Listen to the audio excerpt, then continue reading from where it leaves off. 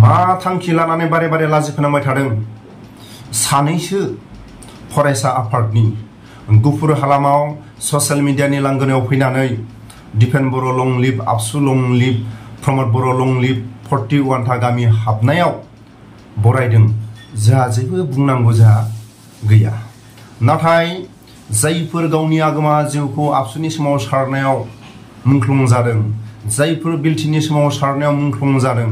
जायफोर एनडिपिनि समाव सारनायाव मुंख्लं जादों बिथांमोनखौ ससियेल मिडिया लानानै बिबार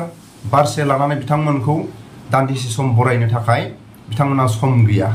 Dipen Boro' long live ABSU long live Pramod Boro' long live जोंहा जेबो बुंनांगौ जेबो गैया नाथाय जायफोर बिर जोहोलावफ्रा 1983 मायथाइनि हारसाफोरजों नासयजानाय सोबख'जानायखौ सहायनो हायैनि थाखाय सोर गुफुर हालामनिफ्राय गुवाहाटीयाव फैनानै बमा ब्लास्टिं जानानै थैनायमोन बिथांमोनखौ दिनै सिनायोना सिनाया बेखौ आं मोनसे सोंलु खालामो Pramod Boro' long live Pramod Boro' long live Dipen Boro' long live Dipen Boro' long live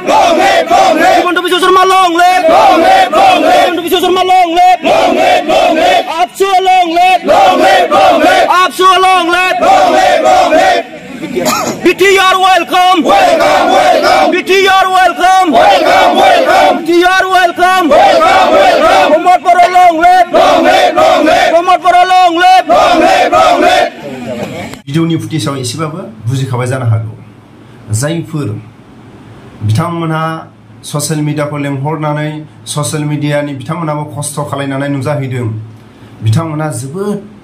गोसो खुसियै रंजादों बरायदों बुंनांगौ जेबो गैया जोंहा नाथाय 41 थाल' गामिया आबसुनि समाव सारनाय बिलटिनि समाव सारनाय एनडिपिनि समाव सारनायाव बिथांमोननि जि रंजानाय बे गामियाल' बाहागो लादोंमोन नामा जोंनि खोनानो मोननाय जोंनि माखासे गामि गामि जों बेरायनानै मोनबोदोंमोन जेब्ला एनडिपि आफादाव थानानै 1200 नङाबा 1000 था गामि दं सनितपुर आरो बिश्वनाथ जिल्लानि सिङाव बर' गामिया ग्रोम ग्रोम जोंनि खोनानो मोननाय जोंनि नुनो मोननायाव 1200 1000 गामि थाया आबसुनि समाव सारनाय बिलटिनि समाव सारनाय एनडिपिनि समाव सारनायाव बाहागो लाबोदोंमोन बिथांमोनखौ अबे रावजों मा रावजों गोजोनग्लाय होगोन नाथाय दिनै जायफोर 41 था गामि हाबनायाव रंजादों बाख्नायदों बेखौसो आं बुंगोन दिनै प्रमद Boro' long live ABSU long live Dipen Boro' long live dear नाब्ला सारनि मुंखौ लानायमोनबा 41 था गामिया माइनास जागौमोन नामा आरो दानख' जागौमोन नामा जाय बिथांमोननि मुंखौ लानानै रंजादों बरायदों गुफुर हालामाव फरायसा आफादनि सानैसो बिथांमोना सोरखौ लाजि फोनांदों जोंनि खोनानो मोननाय जोंनि नुनो मोननायाव सानसे समाव बोरला लावथि थुंग्रिजों भलन्टियार आबसुआ खस्थ' खालायबोनानै जायफोर गावनि आगोमा जिउखौ आसामिसफोरजों दानथार जादों बबेबा लामा थाबायनायाव खारसि बिरसि बुथार जादों जिनाहारि खालाय जादों न' बां सावजादों बेबायदि समाव जायफोर भलन्टियार आबसु बिथांमोना खस्थ' खालायनानै सान हर खस्थ' खालायनानै गुफुर हालामखौ जखायसे बर'फोरखौ सनानि गामि खालायनानै दोनदों दिनै साबसिन जानांगोन गुफुर हालामाव बयनिफ्राय साबसिन जानांगोन गुफुर हालामा जुदि बिटिआरआव बे 41 था गामि हाबनायजोंनो समायना रमायना जानांगोन मानो होनोबा 1983 मायथाइनि दावहाखौ लानानै दिल्लीयाव बर'फोरनि दरजाया दिल्लीयाव गेवदोंबा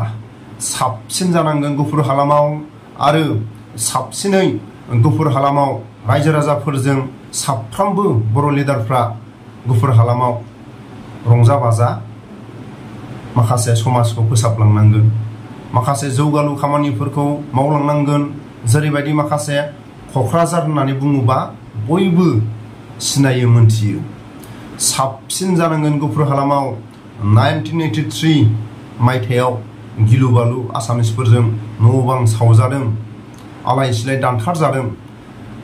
बेबायदि जायगायाव साबसिन आरो हामसिन आरो गावजों गाव दाङाबाजिया जाहाथे दाजाथों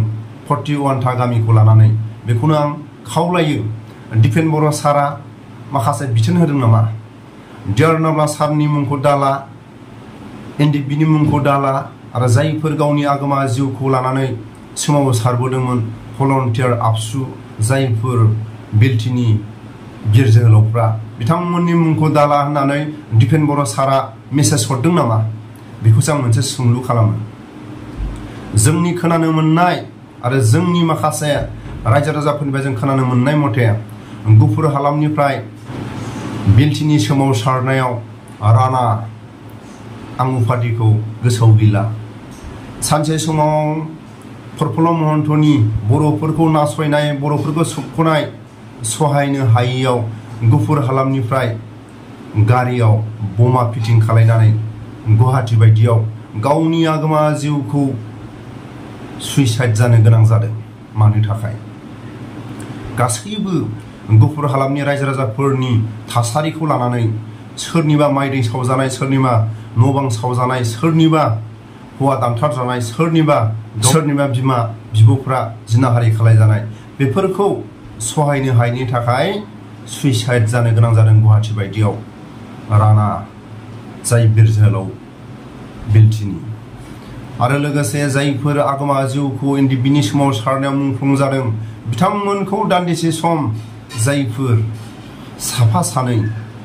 आबसुनि गुफुर हालामनि बिथांमोना ससियेल मिडियायाव जेरैबायदि गावनि महरखौ दिन्थिनानै जेरैबायदि रंजादों नाथाय Dipen Boro' long live ABSU long live Pramod Boro' long live जोंहा जेबो बुंनांगौ जेबो गैया नाथाय एकसेटिया जानो साननाया मालाबाबो गनायथाव नङा। बिनि थाखायनो आङो सनितपुर आरो बिश्वनाथ जिल्लानि जायफोर 41 था गामिनि जायफोर एक्स एनडिएफबिफोर आं मोनसे मेसेज हरनोसो लुबैयो जायफोर लाजि फोनांदों गावनि आगोमा जिउखौ लानानै सोरबा मुंख्लं जाबाय सोरबा जोबथेसालियाव दिनैसिम दं जायफोर गुबुन गुबुन देशाव थानानै गुबुन गुबुन माखासे जायगायाव थानानै हाग्रा बंग्रा अखा बांखा बेबायदि खस्थ' खालायबोनाय जोहोलावफोरखौ लाजि फोनांनाया मालाबाबो गनायथाव नङा। बिनि थाखायनो मोनसेल' फिननाय बुलाय सोलाय नङा आसि मोनसेजों फिननाय होनांगोन। 26नि उनाव बा 25नि उनाव बिटिसि बिटिआरनि इलेक्शना 41 था गामियाव जानो थाङोब्ला जाहाथे 41 था गामिनि एक्स एनडिएफबिफ्रा बिपिएफ हान्जायाव थानानै जायफोर प्रमद बर'खौ दिपेन बर'खौ बाख्नायदों बिथांमोननि फिननायखौ होनो थाखाय आं एक्स एनडिएफबिफोरखौ साखाफारा जानानै आं थानो थाखाय आं खावलायहरो। दिनैनि समाव जुदि राजखान्थि हान्जायाव सोरबा बिपिएफ सोरबा पार्टिजों आंहा गैया नाथाय मोनसे आं खावलायो दिनैनि समाव ससियेल मिडियायाव जों बांसिनै नुयो प्रमद बर'आ जाम्बा जाम्बिजों रायजो राजाफोरजों मेल मिटिं गैया। प्रमद बर'नि न'आव आरो जायफोर दानि गोहो खुंथायाव थानाय बिथांमोननि अफिसाव सोरनि मेल मिटिं जायो गोरों गोरानि मिटिं। हाग्रामा महिलारिया सोरजों मेल जायो जाम्बा जाम्बि गामिनि रायजो राजाफोरजों हाग्रामा महिलारिनि अबेबा जिरायसालिफ्राव बांसिनै नुयो। बेखौसो आं दिनै बुंगोन जायफोर दिपेन बर' प्रमद बर' आबसु लं लिभ होननानै 41 था गामिखौ लानानै राजखान्थि खालायनो साननाया मालाबाबो जाफुंनाय नङा। जायफोर 41 था गामियाव जायफोर एक्स एनडिएफबिफोर दं बिथांमोना बिपिएफ हान्जाजों थानानै सोरबा हान्जाजों थानानै बिथांमोनखौ फिननाय होनांगोन बुलाय सोलाय नङा बोलोजों नङा आसि बिमाजों थुनानै नांगाल आरो ट्रेक्टर बेहाय थुनानै सोरखौ गादियाव लाबोनो हायो बेनो जागोन फिननाय। बिथांमोननि माखासे लाजि फोनांनाय बिथांमोननि माखासे एकसेटिया